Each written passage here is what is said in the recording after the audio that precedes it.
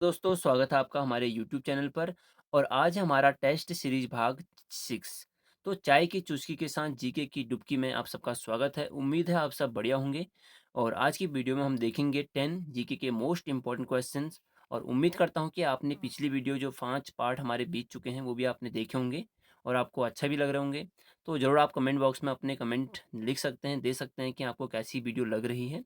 तो चलते हैं आज की वीडियो की ओर और चलते हैं पहले क्वेश्चन की ओर। और पहला क्वेश्चन हमारा है कि स्थायी बंदोबस्त पद्धति कब लागू की गई थी। तो स्थायी बंदोबस्त पद्धति लागू की गई थी 1793 में। और लागू किसने करवाई, तो यह कार्नवालिस ने करवाई थी। तो जानते हैं इसके बारे में कुछ बातें, जैसे कि लॉर्ड कार्नवालिस का टाइम पीरियड कब से कब तक था। तो लॉर्ड कार्नवालिस का जो टाइम पीरियड था वह था 1786 से 1793 तक। और इन्होंने जो पहला कार्य किया वह किया था 4 भ्रमण करने वाली अदालतों की शुरुआत करी थी। भ्रमण करने वाली अदालतें क्या होता है, इसका मतलब यह है कि वह अदालत एक जगह से दूसरी जगह जाकर क्या करते थे, अपने जो भी वहाँ पे क्या होते होंगी, जो भी वहाँ पे मामले होते होंगे उनका निपटारा करते थे। तो 4 भ्रमण करने वाली अदालतों की शुरुआत किसने करी, तो कार्नवालिस ने करी थी। और कार्नवालिस ने जो ये 4 भ्रमण करने वाली अदालतों की शुरुआत करी, इसमें से 3 तो जो हमारे थे वो बंगाल में थे और एक हमारा बिहार में था। नेक्स्ट पॉइंट, कार्नवालिस कोड का निर्माण। कार्नवालिस कोड का निर्माण कार्नवालिस ने ही करवाया था और यह करवाया था 1793 में। स्थायी बंदोबस्त बनाने का श्रेय किसको जाता है, जॉन सोर को जाता है। और भारत में नागरिक सेवा का जनक किसको माना जाता है, तो यह भी लॉर्ड कार्नवालिस को ही माना जाता है। और भारत में सिविल सर्विसेज का जन्मदाता ये किसको बोलते हैं, तो यह भी कार्नवालिस को बोलते हैं।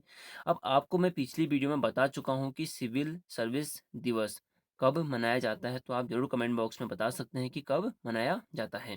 नेक्स्ट, इनको हम क्या बोलते हैं, पुलिस सेवा का जन्मदाता भी बोलते हैं। क्या बोलते हैं, पुलिस सेवा का जन्मदाता कहते हैं।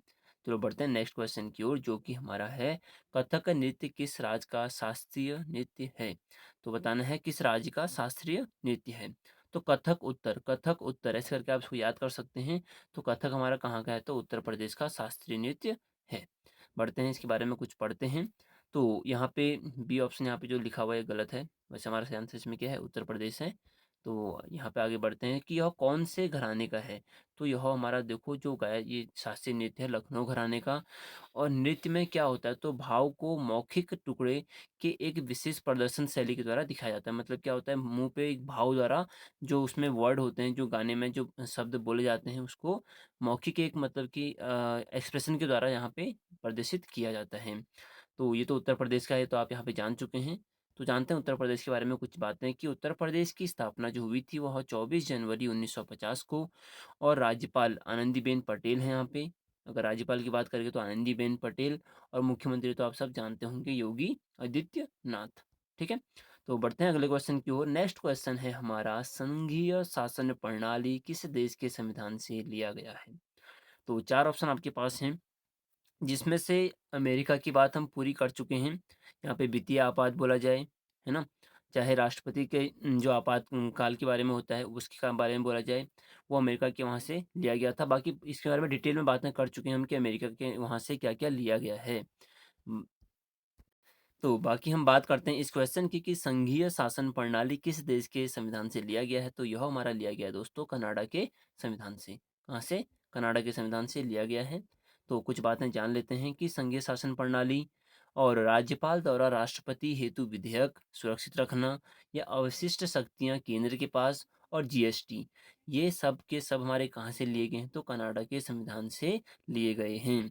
आई होप आपको ये याद होंगे, नहीं है तो आप इनको याद कर लें, क्योंकि एग्जाम में क्या होता है कि इसी में से क्या होता है पूछता है। तो अगर आपको याद नहीं होगा तो वहाँ पे आपका ये मिस हो जाएगा। तो बढ़ते हैं नेक्स्ट क्वेश्चन की ओर। और नेक्स्ट क्वेश्चन है हमारा कि विश्व का सर्वाधिक बॉक्साइट उत्पादन करने वाला देश कौन सा है।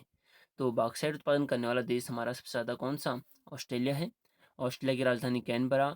और खेलों को समर्पित महाद्वीप किसको बोलते हैं, तो हम किसको बोलते हैं, ऑस्ट्रेलिया को ही बोलते हैं।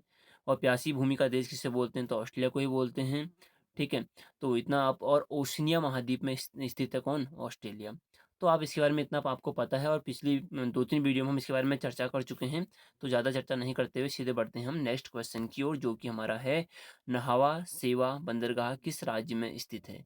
तो नाहवा सेवा बंदरगाह, अगर कुछ सोच रहे होंगे कि नाहवा सेवा, तो देखो इसको वर्तमान में हम जवाहरलाल नेहरू बंदरगाह भी बोलते हैं। तो यह हमारा किस राज्य में स्थित है नाहवा सेवा बंदरगाह? तो यह है हमारा दोस्तों महाराष्ट्र राज्य में। ठीक है, महाराष्ट्र में स्थित है हमारा नाहवा सेवा बंदरगाह। तो जानते हैं इस बारे में कुछ बातें कि नाहवा सेवा या फिर जवाहरलाल नेहरू बंदरगाह इसी को बोलते हैं। यह कहाँ स्थित है? तो महाराष्ट्र में स्थित है। और शुष्क सामग्री व्यापार हेतु प्रसिद्ध है और नई तकनीकी हेतु प्रसिद्ध। मुंबई का जो है भार कम करने हेतु इस बंदरगाह का हमारा निर्माण किया गया था। नेक्स्ट क्वेश्चन है हमारा कि संसद के दोनों सदनों की संयुक्त बैठक की अध्यक्षता कौन करता है? तो देखो यहाँ पे क्वेश्चन है हमारा कि अध्यक्षता कौन करता है। अगर यहीं पे पूछता कि संयुक्त अधिवेशन की जो अध्यक्षता होती है वह कौन करता है, तो हमारा ये हो गया क्वेश्चन। क्वेश्चन जो है अगर पूछता कि इसको बिठाता कौन है, तो वह बुलाएगा कौन? राष्ट्रपति बुलाता है। ठीक है, अगर बोला जाए कौन बुलाता है, तो राष्ट्रपति बुलाता है। और बोला जाए कि अध्यक्षता कौन करता है, तो यहाँ पे कौन करेगा? लोकसभा अध्यक्ष करेगा। ठीक, अध्यक्षता को जो करता है लोकसभा अध्यक्ष करेगा। और बुलाता कौन है? तो राष्ट्रपति इसको बुलाता है। अब इस बारे में कुछ बातें जान लेते हैं कि लोकसभा की कार्यावधि 5 वर्ष होती है। लोकसभा का गठन 17 अप्रैल 1952 को हुआ था। और किस अनुच्छेद के तहत राष्ट्रपति संयुक्त अधिवेशन बुलाता है? तो अनुच्छेद 108 के तहत राष्ट्रपति संयुक्त अधिवेशन बुलाता है। चलो नेक्स्ट क्वेश्चन हमारा मोस्ट इंपॉर्टेंट क्वेश्चन है कि सावित्री को समर्पित प्रसिद्ध गायत्री मंत्र ऋग्वेद के किस मंडल में है? तो आपने बताना है कि निम्नलिखित में से किस मंडल में हमारा गायत्री मंत्र के बारे में बताया गया है। तो यह बताया गया दोस्तों तीसरे मंडल में। ठीक है, सावित्री देवी बोला जाए या सूर्य को समर्पित सावित्री या गायत्री मंत्र जो बोला गया है ये किस मंडल में है? तो तीसरे मंडल में है। अब बातें इसके बारे में कुछ जानते हैं इंपॉर्टेंट की तीसरे भाग में तो है। ऋग्वेद के बारे में बात करूं मैं तुमसे, तो ऋग्वेद हमारा सबसे पुराना वेद है। सबसे नया वेद जो बोलते हैं अथर्ववेद को बोलते हैं। वेद कितने हैं हमारे? तो 4 वेद हैं, है ना, ये तो आपको पता है। तो जानते हैं कुछ बातें इसके बारे में व्याख्या में। देखो यहाँ पे भी जो ऑप्शन अगर कोई पीडीएफ में पढ़ेगा तो उसको दिक्कत हो सकती है। तो वैसे आप इसमें 3 सही है, यहाँ पे 8वें में डी हमारा थोड़ा ऑप्शन गलत हो गया है। तो देखो तीसरे भाग में है पहला तो आंसर, विश्व में सबसे प्राचीन वेद कौन सा है? ऋग्वेद। इसमें मंडल कितने हैं? तो 10 मंडल हैं, 10 28 इसमें सूक्त हो गए। ठीक है, ये आप इतना याद कर सकते हैं। पढ़ने वाले ऋषियों को क्या कहते हैं? होर्त कहते हैं। सबसे पुराना मंडल कौन कौन से हैं? तो 2 और 7 हमारे सबसे पुराने मंडल हैं। सबसे बाद में जोड़े गए मंडल कौन से हैं? तो 1 8 9 और 10। और 10 में हमारे जो वर्ण होते हैं ना, जैसे ब्राह्मण हो गए, शूद्र हो गए, वैश्य हो गए, ये सब हमारे कौन से मंडल में व्याख्या करी गई है? तो 10वें मंडल में करी गई है। सोम देवता को उल्लेख हमारा कौन से मंडल में है? 9वें मंडल में है। सोम देवता को अगर बोला जाएगा तो पेय पदार्थ का देवता कहते थे।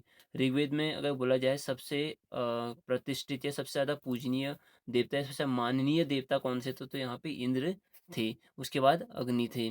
ठीक है, तो ये इतनी बातें आप यहाँ पे देख सकते हैं।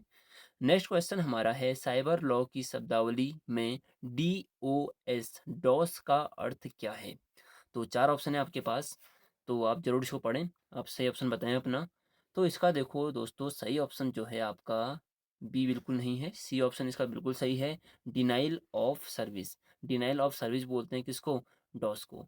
और वैसे इसको डिस्क ऑपरेटिंग सिस्टम बोलते हैं लोग नॉर्मली, पर इसमें मैंने बोला साइबर लॉ की शब्दावली में, तो उसको क्या बोलेंगे? डिनाइल ऑफ सर्विस कहते हैं।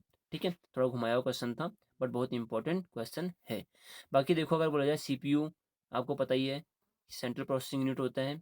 या रैम की बोला जाए रैंडम एक्सेस मेमोरी, रोम बोला जाए रीड ओनली मेमोरी। तो ये सब बातें आपको पता हैं। ठीक है, या फिर आपके पास बोलो यूपीएस, तो अनट्रिप्टेड पावर सप्लाई बोलते हैं। तो कुछ फुल फॉर्म में आपको याद होने चाहिए। तो बाकी हाँ चलो यहाँ पे डीटीपी एक है, तो डेस्कटॉप पब्लिशिंग बोलते हैं हम किसको? डीटीपी को। ओके, नेक्स्ट क्वेश्चन हमारा है 9th क्वेश्चन जो कि है विश्व प्रवासी पक्षी दिवस कब मनाया जाता है?